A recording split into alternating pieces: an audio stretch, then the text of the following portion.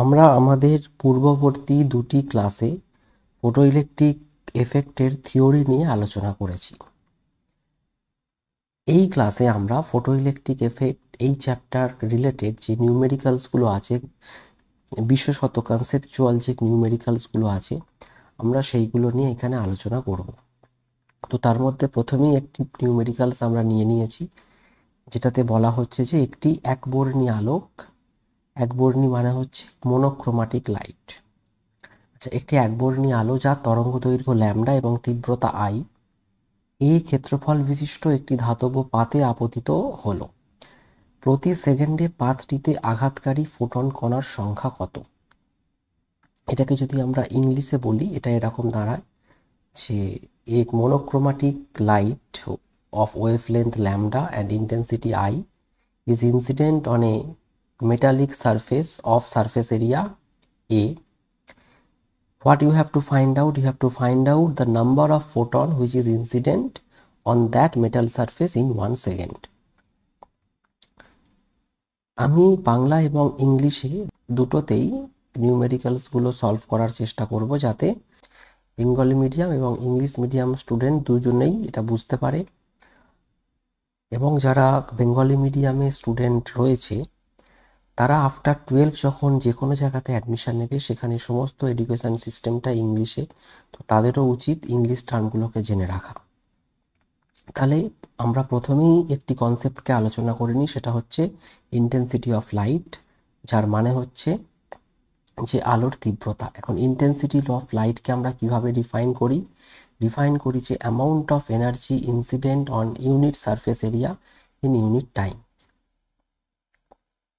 এখন এখানে আমরা দেখতে পাচ্ছি যে এই ম্যাথামেটিক্যাল ফর্মুলাটা দেওয়া হয়েছে। যদি একটা এ সারফেস এরিয়াতে টি সময় ধরে ই পরিমাণ এনার্জি আসে, তাহলে সেই লাইটের ইন্টেন্সিটি হয় E by A into T. এই ম্যাথামেটিক্যাল ফর্মুলাটা যারা কম্পিটিটিভ এক্সামের জন্য প্রিপারেশান নিচ্ছে, তাদের খুবই একটি গুরুত্বপূর্ণ ফর্মুলা। তো আমরা এই প্রবলেমটাকে এখান থেকে আমরা সলভ করি। তো এখন আমরা দেখে নিই যে এই এ ক্ষেত্রফল বিশিষ্ট এরিয়াতে 1 সেকেন্ডে কতটা এনার্জি আসছে। ই পরিমাণ যদি এনার্জি আসে ওই ক্ষেত্রফল বিশিষ্ট এরিয়াতে 1 সেকেন্ডে, তাহলে আমরা এখান থেকে লিখতে পারি, যেহেতু আই হচ্ছে ইউনিট সারফেস এরিয়াতে 1 সেকেন্ডে এনার্জির পরিমাণ, তো আমি যদি এটা আই এর সাথে এ মাল্টিপ্লাই করে দিই, তাহলে আই ইন্টু এ হয়ে যায় এ সারফেস এরিয়াতে 1 সেকেন্ডে আপতিত এনার্জির পরিমাণ। এখন আপতিত এনার্জিটা অ্যাজ এ ফোটন আসছে। যদি আমরা মনে করে নিই যে সেখানে এন খানা ফোটন এসে আপতিত হওয়ার জন্যে আমি আই ইন্টু এ পরিমাণ এনার্জি পাচ্ছি, তাহলে এন খানা ফোটন রয়েছে এবং এক একটা ফোটনের এনার্জি হয় আমরা জানি এইচ মিউ, এবং এইচ এখানে মিউ আমরা লিখব না, আমরা এখানে লিখব সি বাই ল্যামডা। তাহলে আমরা এই ইকুয়েশন থেকে এন এর ভ্যালুটাকে বের করে নিতে পারি। এন হচ্ছে number of photon, number of photon 1 সেকেন্ডে আপতিত নাম্বার অফ ফোটন হচ্ছে এন ওই এ সারফেস এরিয়াতে। তাহলে এন এর ভ্যালু আমরা কি পাচ্ছি এখান থেকে? এন এর ভ্যালু হয়ে যাচ্ছে i e lambda divided by h c. তো এইটাই হয়ে গেল আমাদের আনসার এই অঙ্কটার। তো এই ধরনের কনসেপচুয়াল নিউমেরিক্যালস আমাদের আসতে পারে। তো আমরা আসি আমাদের সেকেন্ড নিউমেরিক্যালে। তো আমরা এখানে আরেকটি খুব ভালো কনসেপচুয়াল নিউমেরিক্যালস নিয়ে নিয়েছি, যে নিউমেরিক্যালসটায় বলা হচ্ছে যে আলোক তড়িৎ ক্রিয়ার জন্যে রূপোর প্রারম্ভ তরঙ্গ দৈর্ঘ্যের মান 3500 অ্যামস্ট্রং। একই সময়ে 2000 অ্যামস্ট্রং তরঙ্গ দৈর্ঘ্যের অতি বেগুনি রশ্মি রূপোর পাতের উপর আপতিত হলে নিঃসারিত ফোটো ইলেকট্রনের সর্বোচ্চ গতিশক্তি, ফোটো ইলেকট্রনগুলোর সর্বোচ্চ বেগ এবং জুল এককে রূপোর কার্য অপেক্ষকের মান নির্ণয় করো। তো তো এটাকে যদি আমরা ইংলিশে একবার বলি তাহলে হয় যে threshold wavelength of silver for photoelectric effect is 3500 Armstrong. If light of wavelength 2000 Armstrong incident on silver, then find out maximum kinetic energy of photoelectron, maximum velocity of photoelectron, value of work function in joule. তাহলে এইটাকে আমরা কিভাবে solve করতে পারি?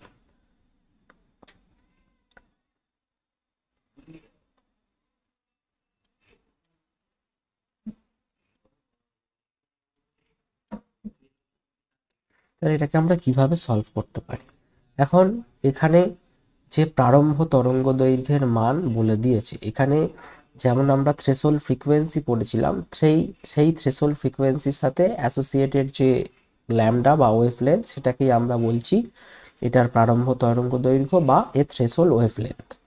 তাহলে প্রথমেই photoelectric এফেক্টের ইকুয়েশনটি লিখে নিই। এনার্জি অফ দ্য ফোটন ই, এই ফোটনের কিছু অংশ যাচ্ছে ডাব্লু ওয়ার্ক ফাংশন হিসাবে ইলেকট্রনটা মুক্ত করতে, আর বাকি এনার্জিটা ইলেকট্রন তার কাইনেটিক এনার্জি হিসাবে চলে যাচ্ছে।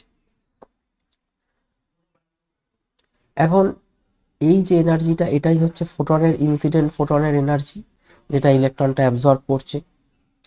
তাহলে এইটাকে আমরা এখান থেকে কি লিখতে পারি? এইচ মিউ, ডাব্লুটাই হচ্ছে এইচ মিউ জিরো, আর এটা হচ্ছে ই কে। এখন এইচ মিউটাকে আমরা এইভাবে লিখব, এখানে যেহেতু ফ্রিকোয়েন্সি দেয়নি, ওয়েভলেন্থ দিয়েছে, তো সেই জন্য আমরা এটাকে এইভাবে লিখছি।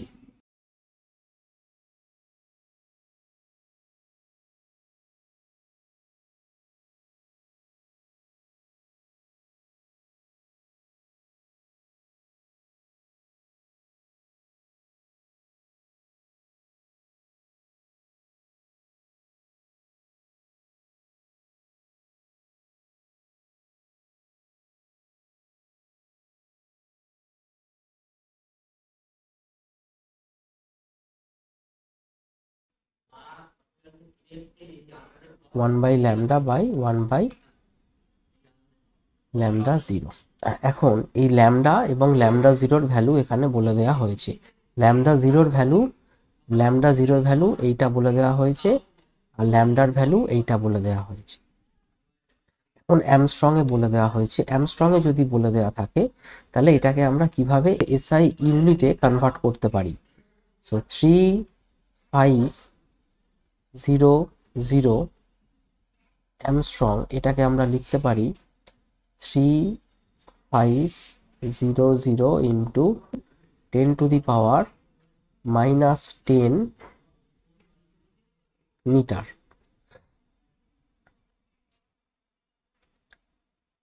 তো এখানে আমরা যদি এইচ এর ভ্যালু বসাই 6.62 ইন্টু 10⁻⁻34, সি এর value 3 into 10⁸ metre per second, এটা আমরা প্রত্যেকেই জানি লাইটের speed.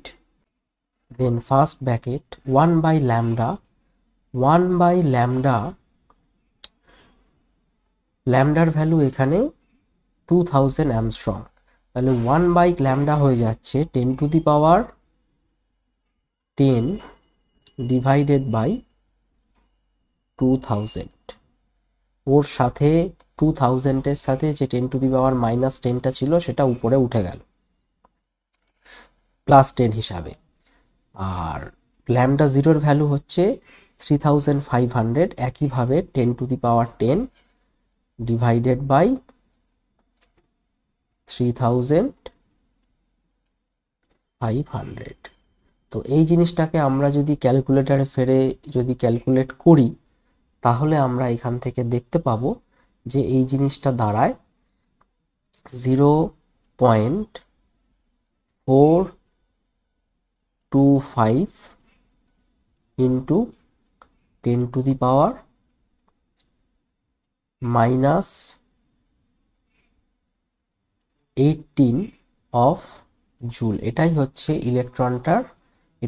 ইলেকট্রনটির kinetic energy. Maximum kinetic energy.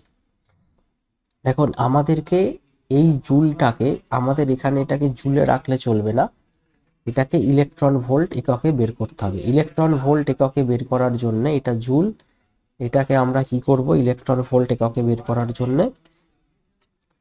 এটাকে আমরা এইভাবেও লিখতে পারি যে 4.25 ইন্টু 10⁻⁻⁻⁻⁻⁻⁻⁻⁻⁻⁻⁻⁻⁻⁻⁻⁻⁻⁻⁻⁻⁻⁻⁻⁻⁻⁻ জুল। আর এটাকে যদি আমরা ইলেকট্রনের চার্জ দিয়ে যদি এটাকে ডিভাইড করি, তাহলে এই এককটা ইলেকট্রন ভোল্ট এককে চলে আসবে।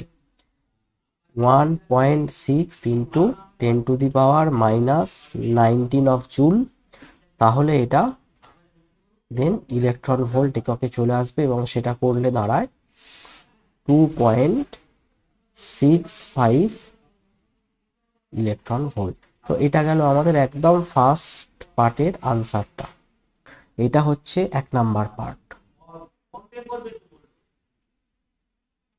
আমরা যদি 2 নাম্বার পার্টটা এই ফাঁকা জায়গাটাতে চেষ্টা করি করার, এই জায়গাটা আমরা মুছে দিই, 2 নাম্বার পার্টটা এই ফাঁকা জায়গাটাতে করার আমরা চেষ্টা করব। তো আমাদের ইলেকট্রনের সর্বোচ্চ বেগ বের করতে দিয়েছে, বা সর্বোচ্চ ভেলোসিটি বের করতে দিয়েছে, ম্যাক্সিমাম ভেলোসিটি। তাহলে আমরা ই কে আমরা কত পেলাম, 4.25 ইন্টু 10⁻⁻⁻19 জুল এত পেয়েছিলাম। তো ইলেকট্রনের যে কাইনেটিক এনার্জি হয় সেটাকে আমরা এইভাবেও রিপ্রেজেন্ট করতে পারি, যে হাফ অফ ইলেকট্রনের মাস দেন ইলেকট্রনের ভেলোসিটি স্কোয়ার ইকুয়াল টু এই ভ্যালুটা 4.25 ইন্টু 10⁻⁻19 জুল। তাহলে এই ইকুয়েশনটা থেকে আমরা ভি এর ভ্যালু কি পাচ্ছি, রুট ওভার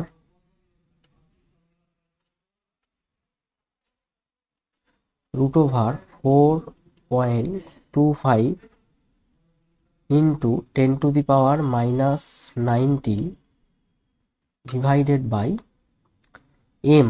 এম হচ্ছে ইলেকট্রনের, এই এমটা নিচে চলে এলো, ইলেকট্রনের মাস হচ্ছে 9.1 ইন্টু 10⁻⁻31 কেজি, আর এই যে 2টা এটা এই দিকে চলে যাবে ইন্টু 2। তো এটাকে যদি আমরা ক্যালকুলেট করি, আমরা পাবো ভি এর ভ্যালু 9.66 ইন্টু 10⁵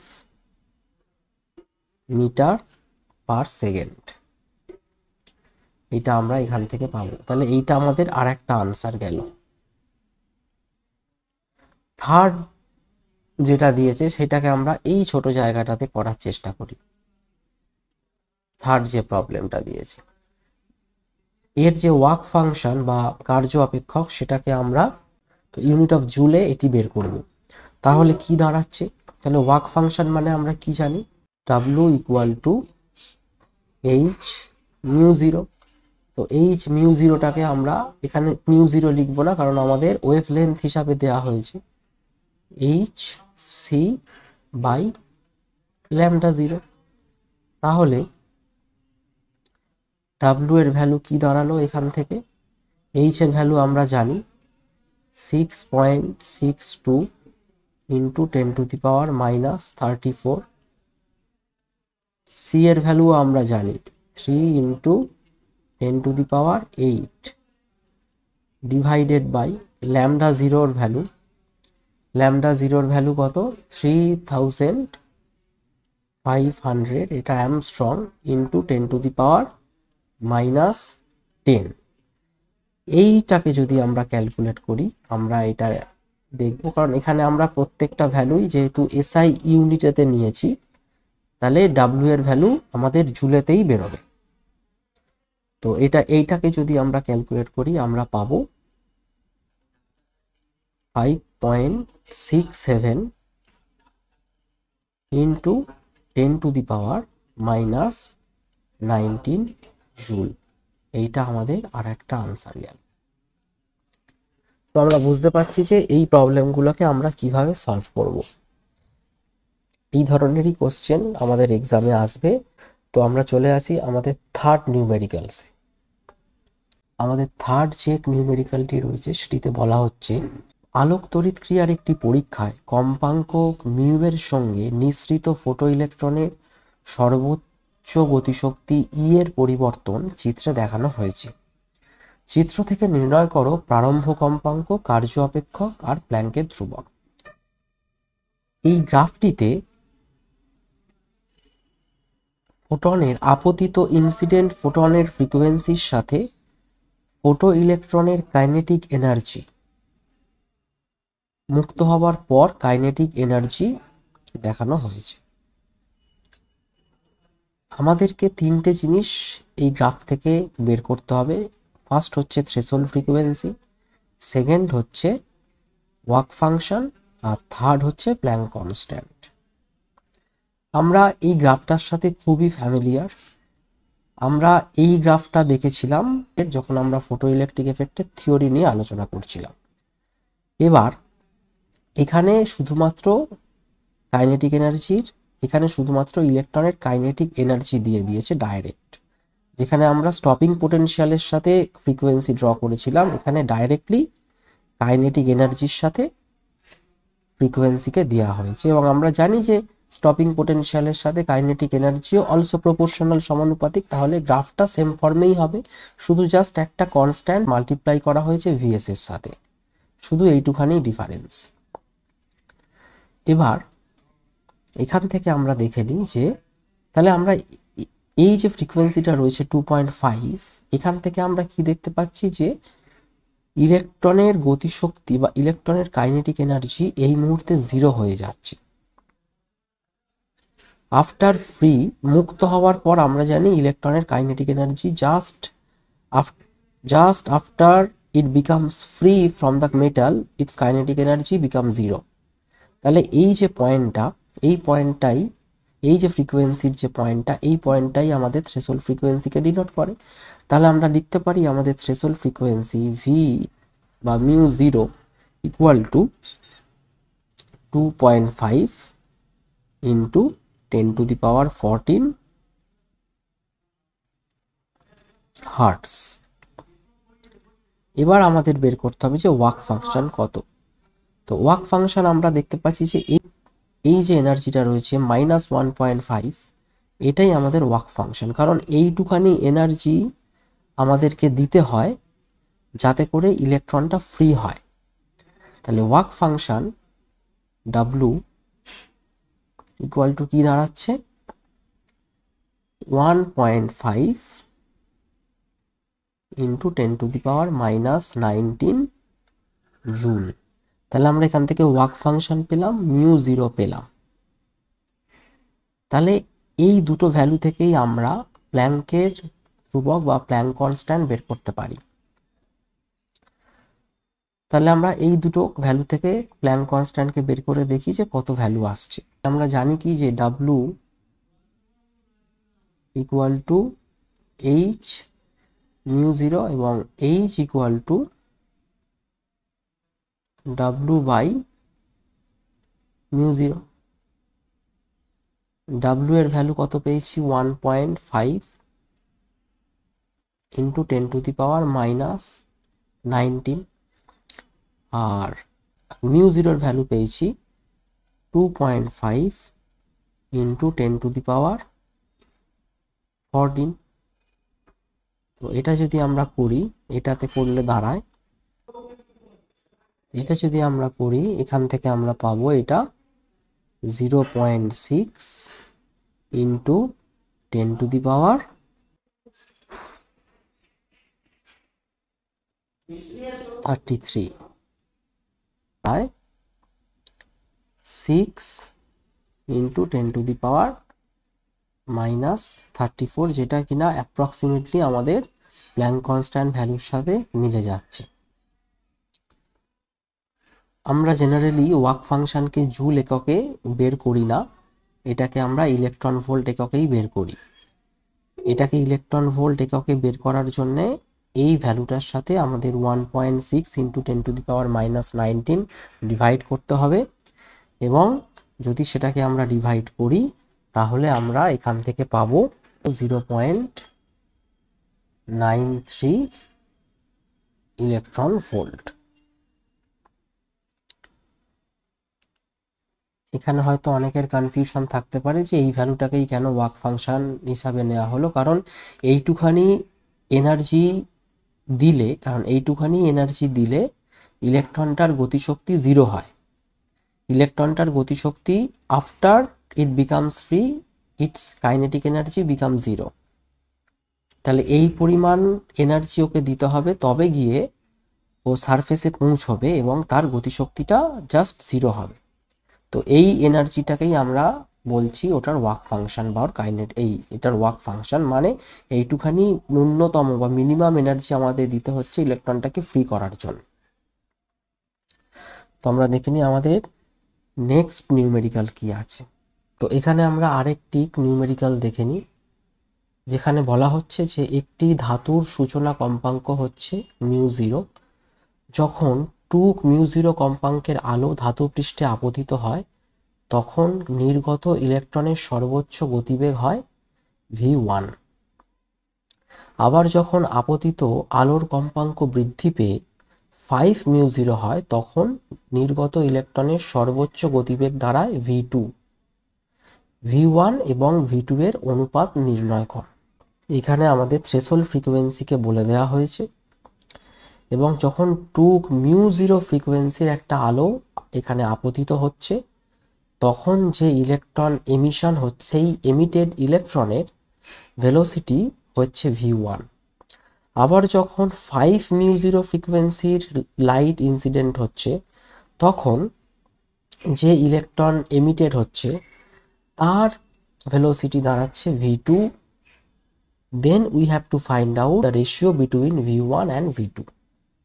তাহলে এটাকে আমরা কিভাবে সলভ করব দেখা যাক।